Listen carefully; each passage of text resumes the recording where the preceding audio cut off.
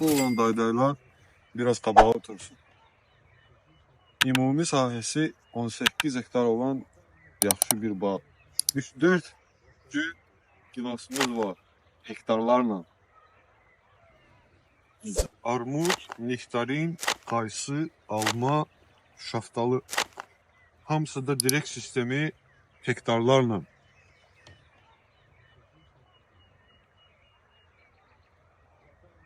Şəxsi transformator, traktor, qol frezi, platforma lafet, adi lafet, bomba lafet. Qaroç ürəyiniz nə istəyirsə, nə lazımsa bağa hər şeyimiz var. Dövlət hesabına artizan, bütün bağa da su sistemi çəkilir. Bağımız 10 ilin bağıdır. 2 mərtəbəli yaşayış evimiz də var. 100 tonluq xaldenikimiz də var. Üstəlik kimsə 10 gün ərzində buranı alsa, 130-140 ton hədiyyə meyvəmiz də var. Qiymət isə 2 milyon 200 min manat.